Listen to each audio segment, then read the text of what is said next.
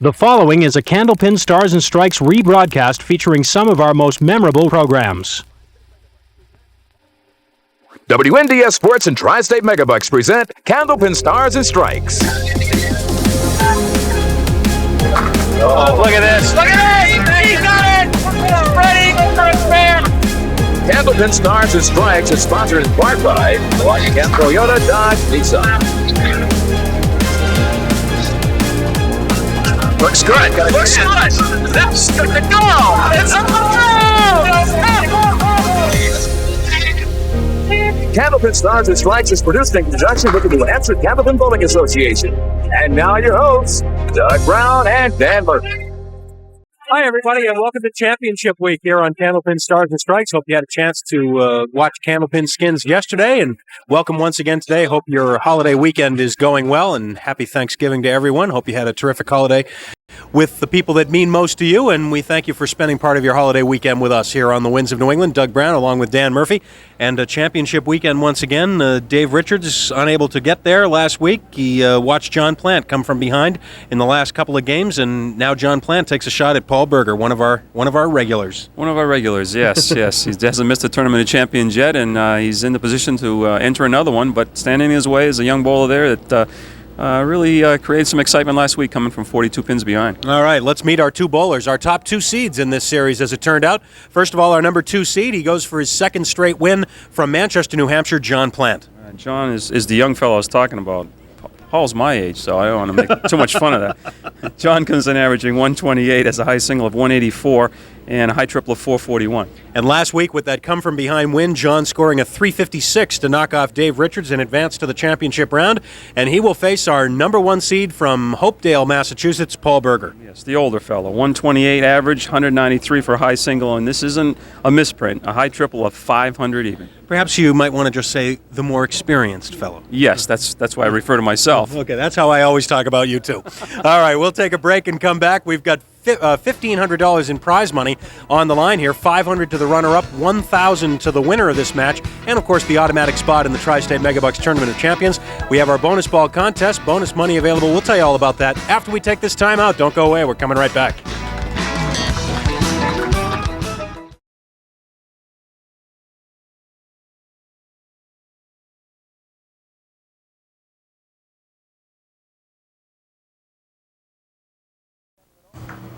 All right, here we are, top 2 seeds, set to settle it all here.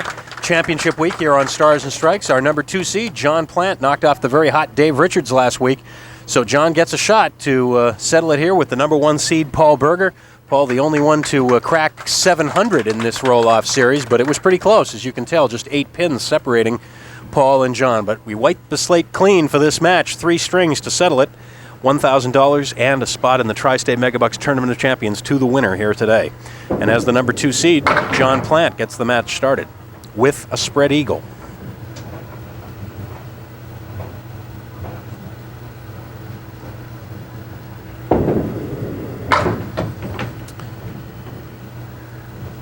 Well, he came from way back last week, but I dare say John's thinking, I don't want to have a slow start this week against Paul Berger. John started last week with a 96 opening game and found himself 42 pins behind. But he made up ground in the middle game and then finished his comeback in the last 2 boxes of the match. He came from 11 pins down in the last 2 boxes, came up with 2 clutch marks, and won the match by 9.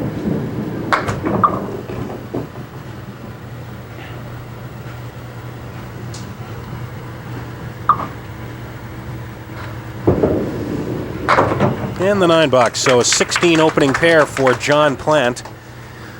And now our first look at in the relatively young season at Paul Berger.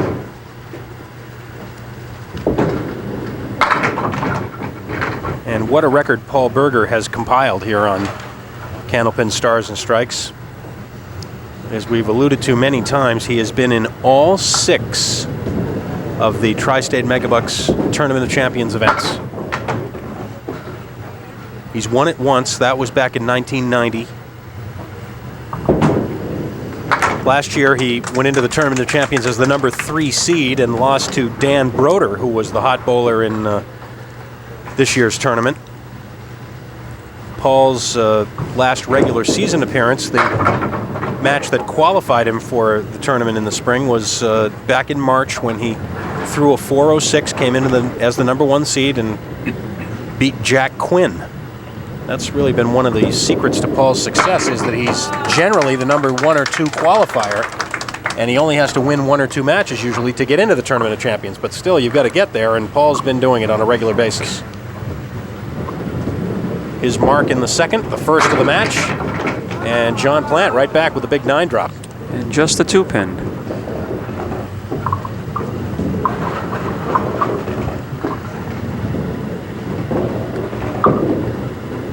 Oh, boy. He missed it, but he got away with it. He threw his hands up like, uh-oh. But he had a double piece of wood next to the 2-pin, which helped him out.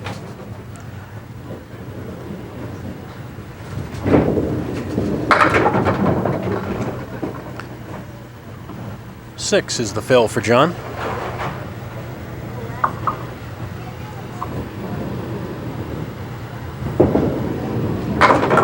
Too low.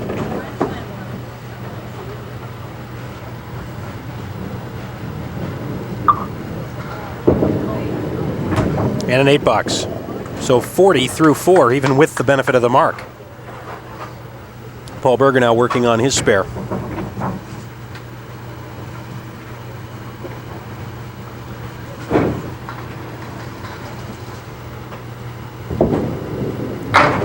Paul's record over the years here on Stars and Strikes is 10 wins and 5 losses, but the hidden story behind that is that he has never lost a regular season match. He is 10-0. The 5 losses all coming in the Tournament of Champions.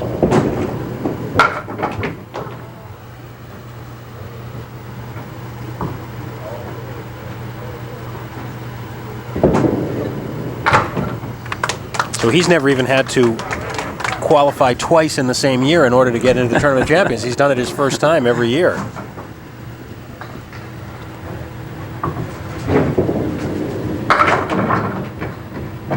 Same leave John had a moment ago, different wood. Talked about the roll-off scores in this series. Paul Berger with the only 700 at 705, and then John Plante second, 8 pins back at 697. The number 5 qualifier, Dan Mitchell, came in at 673, which is somewhat high for the 5th score. And then there was a tie for 6th. Mark Gregory and Terry Smith were just 4 pins out of the money at 669. So even though there was only one 700, there were a number of high scores in the roll-off for this series held in Dover. Held in Exeter, I beg your pardon.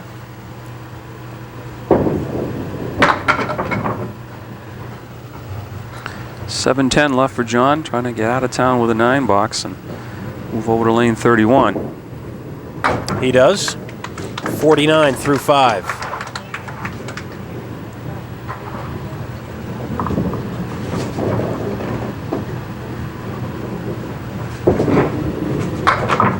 Well, he turned away. He knew that one was too far right.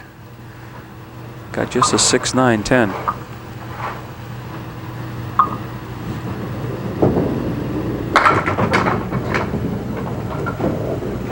Another open for John.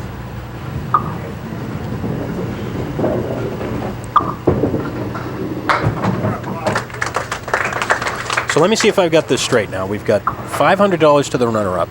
We've got $1,000 to the winner today. We've got $50 in the bonus ball contest, and we've got bonus money available for the bowlers, $25 for 3 consecutive marks, 25 more for each additional consecutive, $250 for 3 strikes in a row, $250 for each additional consecutive. Does that about wrap it up? And nothing for us. Oh, okay.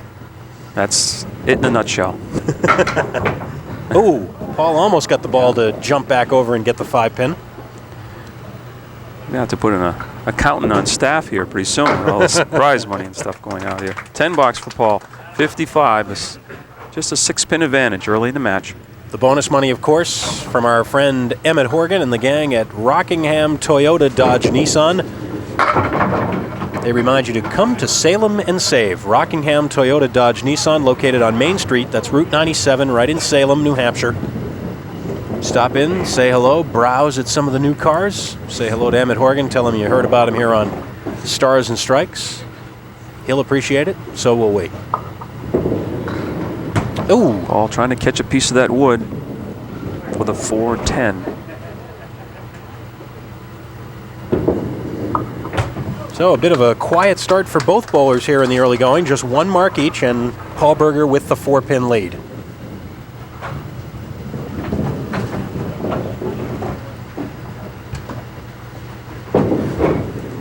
And again, 6, 9, 10 is out of there for John.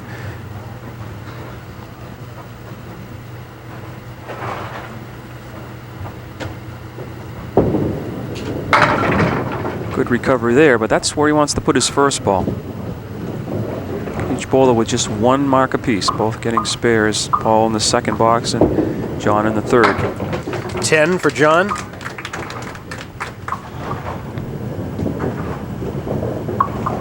Next weekend, of course, we're right back. Saturday and Sunday here on the Winds of New England. More Candlepin action. Be Candlepin Skins on Saturday at noon from the Londonderry Bowling Center. And then back here next Sunday at noon from Park Place Lanes, and we'll be starting a new series with 5 more bowlers. And there's a spare for John Plante in the 8th. One thing we did forget to mention, and I'm sure those of you who watch us over the years realize that this final score is very important to the bowler who wins, because that will determine where they're seated in the Tournament of Champions. Well, 7-8, not normally a spare leave, but in this case, it is, although Paul made it exciting for the spare in the 7th. Almost lost that ball, too far left.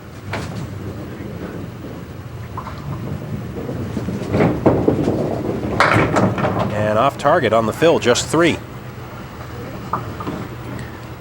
So far, both bowlers kind of feeling each other out here and not really making a run at each other. Trying to find the range. A reminder, by the way, speaking of the qualifying score, that Jack Quinn's qualifying score 4 weeks ago was 397. So that's the early score to beat here. Very early on in the season. John Plante on a spare hits the spread eagle. Ties the match up at 83.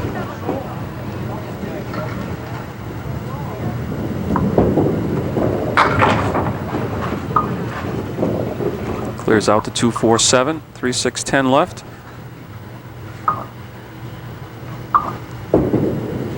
And misfiring, just 7. Both bowlers kind of misfiring on the spares. Paul spare 3-7, and now John spare 4-7.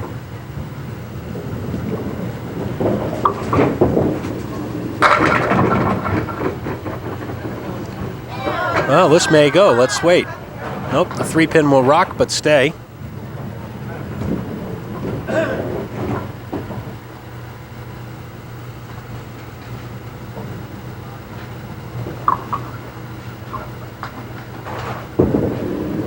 And the spare in the 10th after a long wait.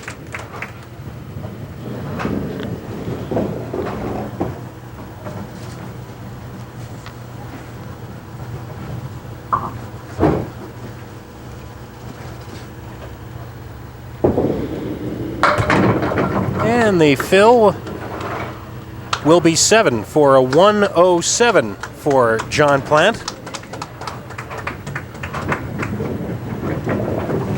Paul Berger will need a mark here in the final 2 to have a chance at the lead. I don't know if you could see it on camera while John was bowling those last 2 frames, but Paul Berger kind of put his hands in front of him with his palms down to the floor as if to tell himself, calm down a little bit, relax. Maybe he felt he was overthrowing a little bit. 10 bucks for Paul. Well, if he wants to keep this 3-pin advantage, he's going to need a mark.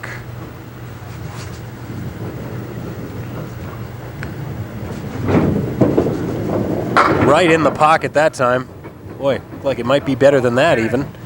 That wood angle is getting increasingly poor on the 5, 9, and 10. That's what he's going to have to try to play, though. Nope. So it'll be John Plante in the lead after game 1. A low-scoring game 1. 10 for Paul Berger, 103. And after 1, here in championship week, Stars and Strikes, John Plante, 107. Paul Berger, 103. We're back with more in a minute.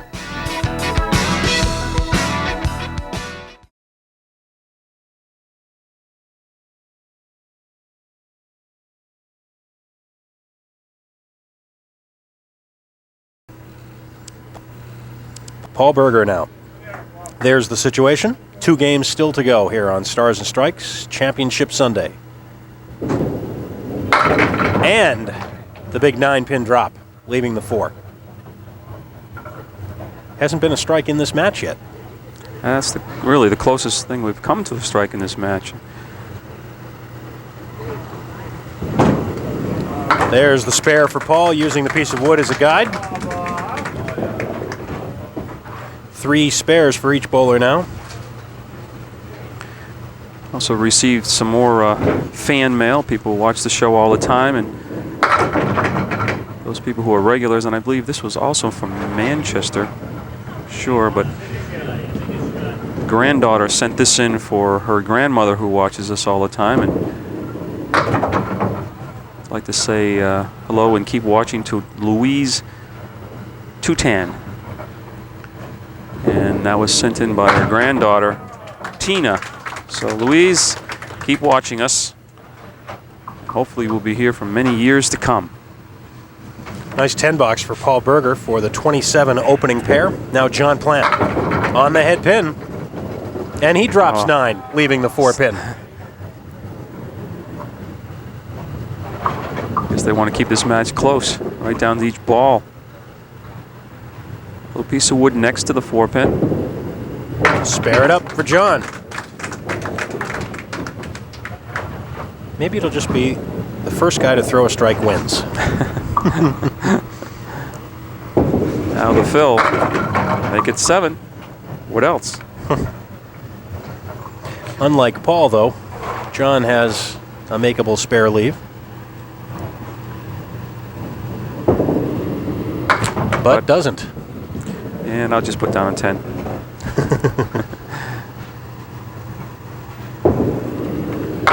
Oh, I did, and I should not have done that. See, John will be after you now.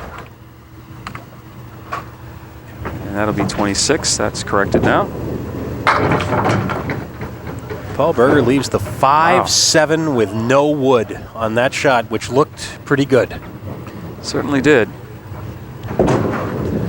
And a good effort there. We had to try to cut the 5 pin on the right-hand side, and very nearly did, but it'll be just a 9, and both bowlers still struggling. We talked about how Paul Berger, having qualified for the Tournament of Champions every year we've had it, 6 years in a row. The thing that's amazing about that, not only do you have to go through the roll-off process, a 2-step roll-off process just to get on the show, but then to get on the Tournament of Champions every single year. He's been on all 6 years. Only 2 other bowlers have been on as many as 3 times in the Tournament of Champions, Joe Ashline and Peter Flynn. And only 3 others have been on even twice in the years that we've had the Tournament of Champions. Those other multiple Tournament of Champions appearances for Mike Morgan, Tom Morgan, and Pat Pay. Don't you just hate those lucky bowlers that can make that Tournament of Champions every year?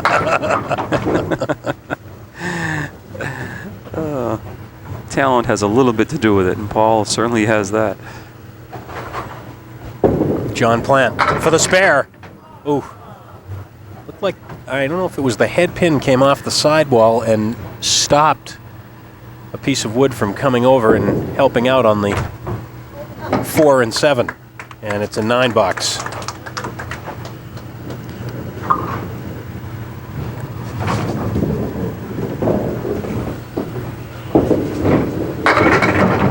And could it be? Will it be? Yes, it is. Boy, that pin looked like it was half off the plate when it finally went over for the first strike of the match. John Plante trying to add to his lead. This will take us to a break, and eventually the 10-pin will go over. We'll be back in a minute.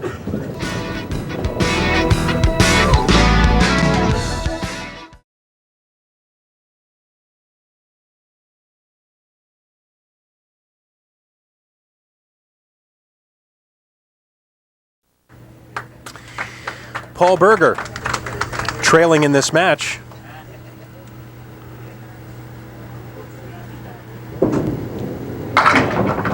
Maybe the thing that's most amazing about Paul Berger's record is the fact that he's finished first so many times in the roll-off. Yeah, he seems to really do well in the roll-offs, and of course, when you do that, your chances of getting into the tournament champions are greatly increased because you don't have to go through that many matches. 10 bucks. Right here. Come on. That's halfway. Now the other half. Let's go.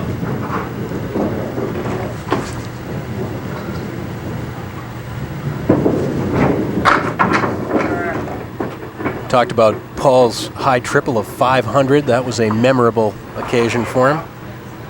Happened on television. Not here, but it was one of those other TV bowling shows.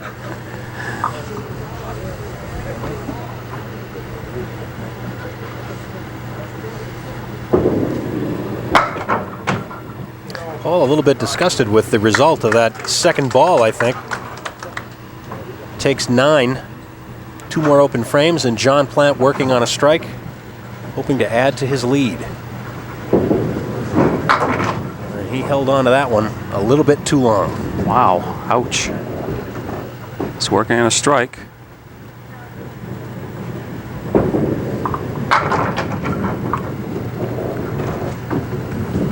So he bails out with the 8 fill, and his lead is now 11. With the 10 box in the 5th.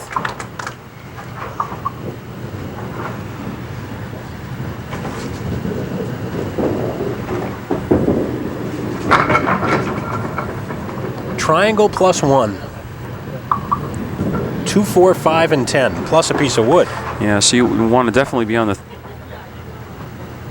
2-4 side. Got a shot. Oh, right in front of the 10-pin. 2 pieces of wood. So John can't take advantage. He stays open for the 5th and 6th.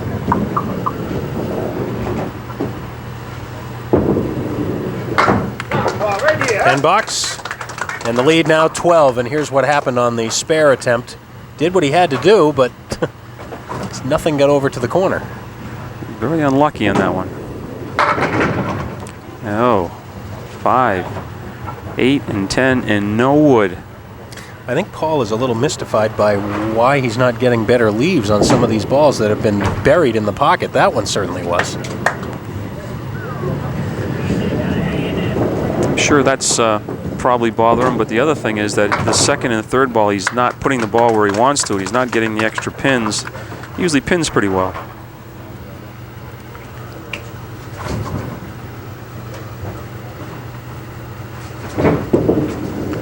On the head pin again, in the pocket again, and this time he'll have the 410. Oh no, it finally goes over. I wondered if maybe he'd get a break there. All I had to do is mention that he has a 410. Something would happen. And a spare. In the 8th. Second mark of this game, 4th overall for Paul. It's been a pitcher's duel so far. Oh, big strike. John Plante. That was a quick one, too. 1-2. Remember, his ball breaks back from left to right, so that was right in the 1-2 pocket. This one's got to hurry. This one had to take a right-hand turn to make it back. Second time in a row he's done that on a strike. Almost like he gets a little charged up, and he really charges the foul line and pulls the ball to the left. Oh, this is not good. 4 on a strike. It almost make me want to put some rental shoes on and get out there. These guys. I think we'd have a shot at him, Doug, right now. Well, right now I would say Jack Quinn's 397 is relatively safe. unless somebody really catches fire here. Paul Berger 15 pins behind, minus this ball. Oh, Quickly goes 8 of them, and look at this, 9, 10, and a couple pieces of wood that he will want to stay around. He's got a shot at this. No, not quite. Too deep. And he probably wanted to hit that a little farther up on the red line, but the lead is 7 right now for John Plante in the match. Get the feeling this is going to go right down to the end? I think so. I don't think we're going to have a high-scoring match, but it looks like we're going to have a match right to the end. Oh, there's Paul's first strike of the match, and it comes in the 10th box of Game 2. Well, I wonder what that might do for his confidence. Paul's the type of bowler that, you know, when he's not getting the breaks, you just want the match to be over with your head, because he just doesn't get flustered. He just keeps powering the ball in there, and eventually they start falling. Eventually, they start falling. 6-7 left this time, but the good news is this is the 10th frame, so he'll give it a shot here. Nothing on the 6-pin. So it's a 9 fill and a 120 for Paul Berger, a 2-game total of 223.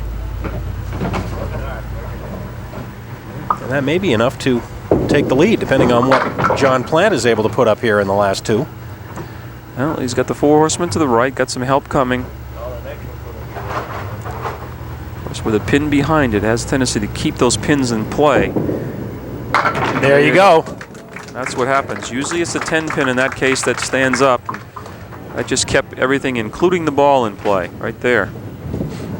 Needed that mark to help maintain his lead, and he's got a chance at another one here. Looks like each bowler waits for the other one to get going, and that wakes them up. This time the 6-pin with all kinds of lumber in front. And do you realize that that right there is the first time in this match that we've had back-to-back marks by either bowler? And if he were to throw a strike, he'd win himself $25 in bonus money. He's already assured himself of the lead going into the 3rd game. Should put it into double figures. Lost it a little bit to the left, but carried 7 for the 130. And a 2-game total of 237 for John Plante. His lead is 14 pins with 1 game to go to decide it here on Championship Sunday. We'll be back on Stars and Strikes in a minute.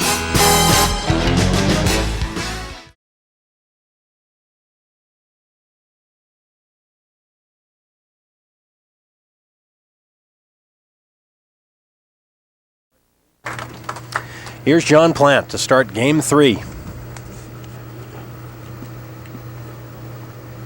As we look for our 2nd qualifier to the 1995 Tri-State Megabucks Tournament of Champions.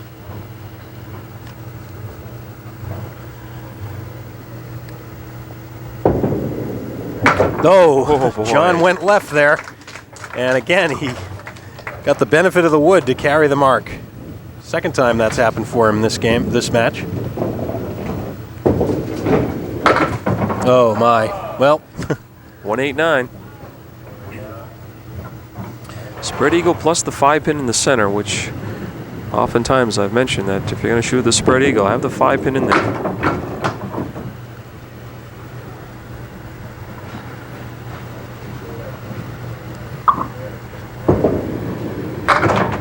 $8 box for John, so even with the spare, just 21 for the opening pair. Paul Berger from Hopedale, Massachusetts. Paul and his wife Paula have 2 sons, Damon and Alex. And Paul works for Stratus Computer as the director of purchasing. They're also his sponsor on the WCBC Pro Tour. Paul does a lot of his bowling at the Metro West lanes in Framingham, and an opportunity lost there. It'll be a 10 box.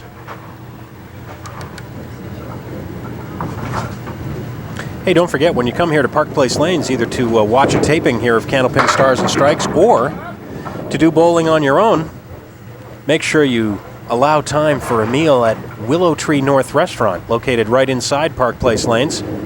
Serving breakfast, lunch, and dinner. Say hello to Rodney Cronin. He's back in the kitchen. Does a terrific job. Great food, great service. It's where the crew eats. Willow Tree North Restaurant, right here at Park Place Lanes.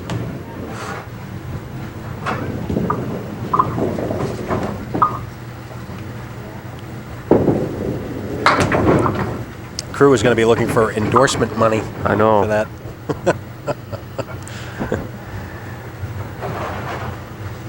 1, 3, 5, and 10 for John. Oh, yeah. Fine shot for the spare for John. He was not able to take advantage of his last mark. That's 10 marks in the match for John Plante. And this time he converts on the fill with an 8. And the 6-9 left, trying to make it 2 in a row and 3 out of the first 4 boxes. And increase his lead. Possibly, anyways. Not going to happen, though. Nope.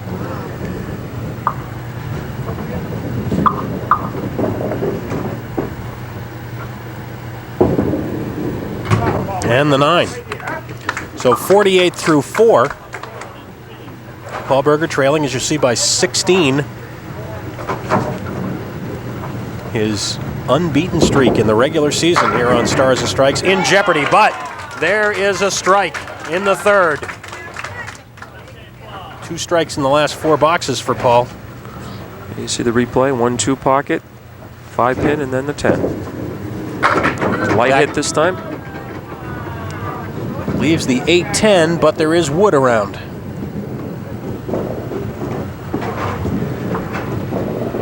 The problem pin here might be the 8. No, got it. Spare on strike. So that will tighten things up a little bit. Paul Berger cuts the lead to 13, plus he'll cut into it further with the fill on that spare. Everything up for grabs here. Championship Sunday, Candlepin Stars and Strikes. We'll be back to decide it after these words.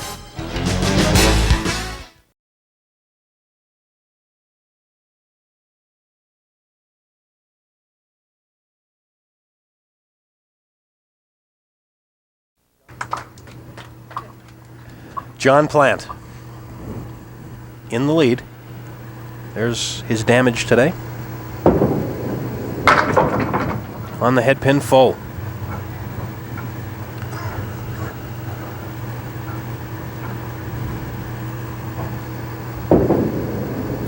Each bowler has put back-to-back marks together only once in the match. Paul Berger just did it before the break. Spare on strike.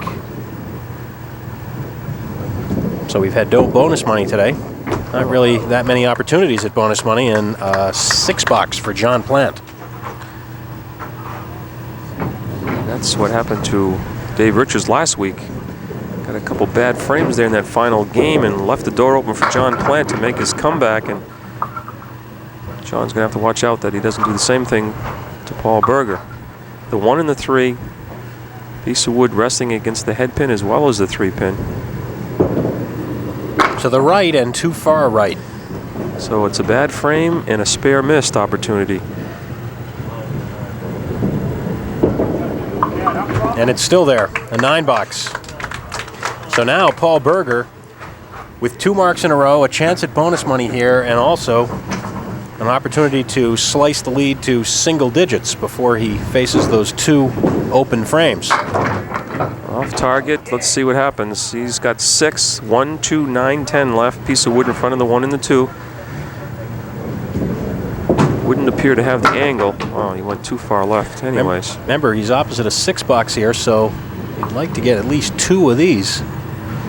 The 1, 9, and 10. Takes only the head pin. An 8 box, but that cuts the lead to 5. Well, you said it. Go right down the wire, and that's exactly what's happening. Very low scoring game, but Brooklyn pocket. Look out, it'll be the 7-10 with wood.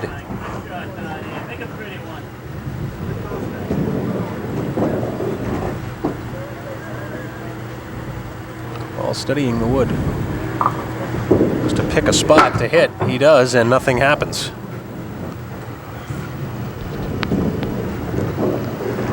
well, he can keep it at 5 with one of these, and he does. So the lead is 5 with 4 frames remaining now.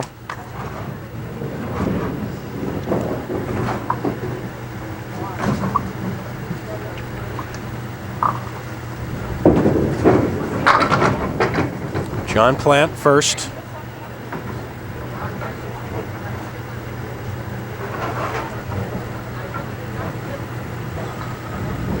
For the spare? No. Looked like he hit it pretty well, but nothing touched the 4 or the 5. 9 box.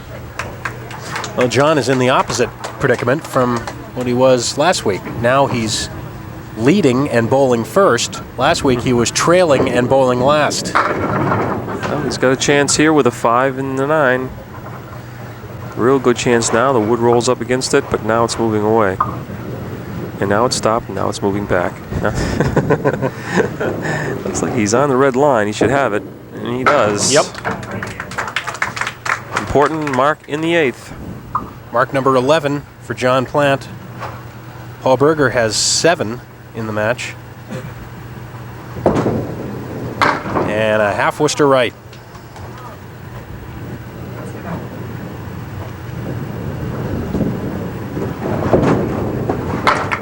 Well, Jack Quinn can rest easy for now. Yeah, that's for sure. Now, Paul wants to get as many as he can here. He doesn't want the lead to lose too many in count. And it's going to be 1 to the 9 box. So the lead is now 6. Now he has to match the mark put up by John Plante in the 8th. So it would appear he would need 1 more mark than John. Well, he'll have a chance at 1 here. Not an easy shot ordinarily, the 3, 6, and 9, but the wood in the mix should help. He's on target, and that's a big spare in the 8th. He'll go down to the last 2 frames. 6-pin advantage for the man you're looking at right now. John Plante working on a spare. Looking for the big fill. Just catches the head pin for 7.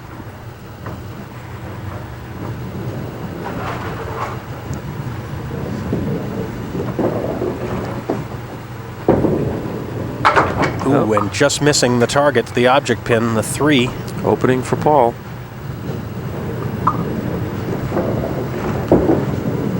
And it's a 9. So now the final box for John Plante. He'll try and put up whatever he possibly can here. Yeah. If he was to put a mark up, Paul would have to do a decent fill and 2 more marks. Otherwise, it's a decent fill and another mark, and it's a half Worcester left.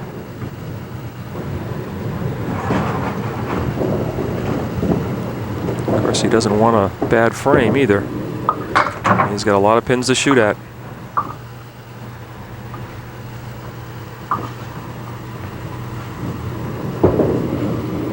That's a pretty good out. John gets out of it nicely with a 9, but a pair of 9s, not what he wanted in the final 2. Paul Berger will need 122 to win, right? To win the match, so he will need 1 more mark.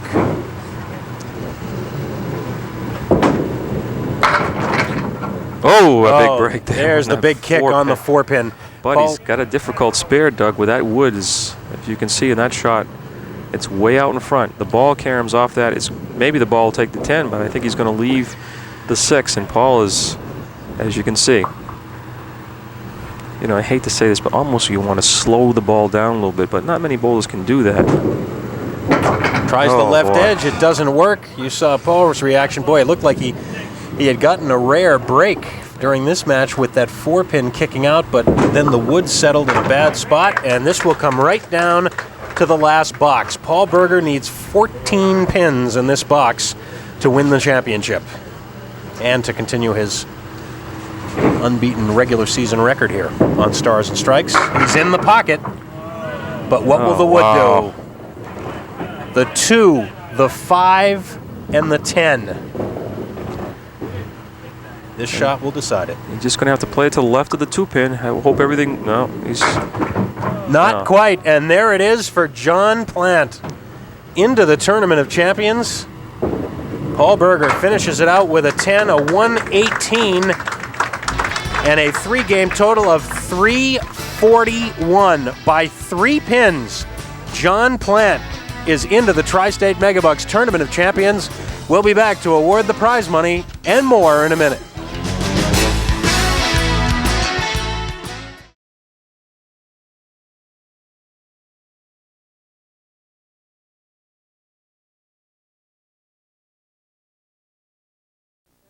Back we are at Park Place Lanes on Championship Sunday. Doug Brown along with Dan Murphy. The scores were low, but it went down to the very last box, as we suspected it might. And John Plante is the man who ends Paul Berger's regular season unbeaten streak here on Stars and Strikes. Yeah, just like they both had something to do next spring, the way they bowl there. But it was a close match. But they didn't bring their best bowling here. But a win is a win, and he's into the championship. What can you do? I know we like to pass along tips as much as we possibly can, and we have a minute here to chat. When your score is low and you're not bowling what you think you normally do, and this would be for any bowler, from the pro to the league bowler or whatever, what can you try and do to change things? We talked a couple of weeks ago about what Dave Richards did to change his luck. Yeah, the only thing in 3 games it's really tough, especially if you're on the head pin. You might not want to change anything, hoping that they're finally going to break. But the only thing I would do is try to give a different angle of the ball coming in the pin. See if you can get a little better pin action by moving left or right on the approach, or like Dave did, move forward or move back. Because obviously the ideal situation is to always have the ball coming into the rack on an angle rather than straight on. Yeah, both of these bowlers kind of come from left to right. Dave Richards a few weeks ago had a 444. His ball broke a little right to left, so maybe that was the ball to use today. I don't know. Go with the screwball rather than the curveball. There you go. All right, let's talk with both bowlers. First of all, a round of applause for Paul Berger, many times champion here on Stars and Strikes, and Paul, I haven't had to give too many of these $500 checks to you. In fact, this is the first one because normally you're the winner in the regular season. But see, now the good news here is that you get to come back and try again before the season's over. Well, I'm sure we'll give it another shot or two. I can't leave with that. Well, it was just kind of a funny day. Neither one of you really had a chance to really string anything together. I think that kind of depends on your sense of humor. I thought I threw a lot of real good balls. I was going to make an adjustment or two, but the ball was in there. I figured eventually I'd start to get some pins to fly, and it just never really happened. Yeah, you're right. It seemed that neither one of you got a break as well. In fact, there was one shot I particularly remember in the third game where you kicked out a 4-pin, leaving yourself with a 610, and then you had a roadblock in front of the 610. Another shot that, it could go. If you get a break, it goes, and if you don't, it doesn't. I mean, this was his day, and more power to him. Well, the good news is, as I say, your streak of appearances in the Tournament of Champions is still alive because there's plenty of time left in the season. But again, congratulations, $500 for you, and we'll see you again soon. Very good, thank you. All right, Paul Berger, congratulations. And now we'll have John Plante as our winner. Try and get us a match in our bonus ball contest. We're up to $50 this week now.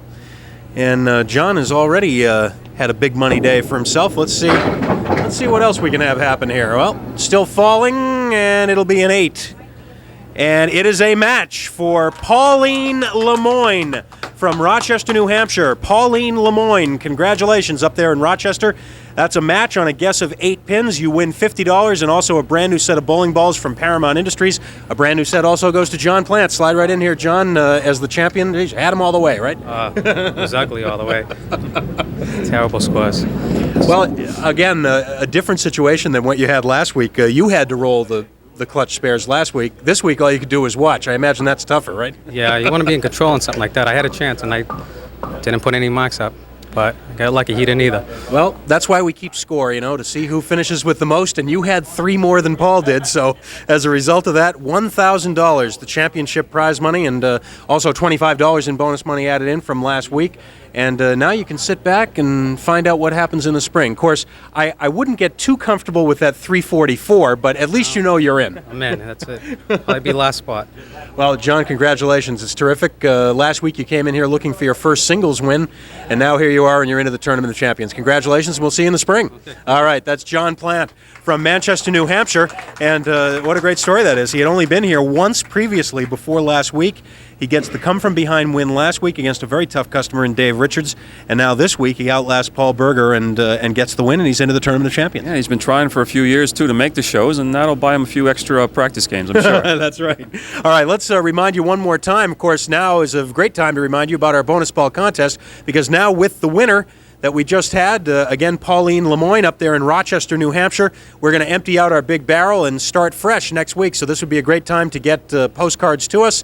And mail them on in, please. Regular-sized postcards, remember, only. Include your name, your full address, that number from 1 to 10, the number of pins you think will drop on the bonus ball, just as John Plante just rolled a moment ago. The number from 1 to 10, be sure and include that on your card, and then mail them on in to Park Place Lanes, Route 28, Windham, New Hampshire, 03087. Well, it's interesting. I mentioned that John comes in, he gets the 344, which obviously probably won't put him ahead of too many people in the Tournament of Champions. But on the other hand, Paul Berger will have a new situation for himself. He has to take the consolation check this week, but now he has 4 more chances. There are 4 more series in the regular season to try and get into the tournament and extend his record there. Well, he's in accounting, I think, or purchasing. He's gonna get on that. Maybe this is the way to do it. Click 500 a few times and then get in. There you go. All right, we will be back next week, of course, next Sunday here at noon on Candlepin Stars and Strikes. We'll have a brand new series with 5 more new bowlers to begin a brand new 4-week sequence. Don't forget, Saturday at noon from the Londonderry Bowling Center, it's Candlepin Skins here on the Winds of New England. Until then, for Dan Murphy and the whole crew, I'm Doug Brown. Have a good week, everybody.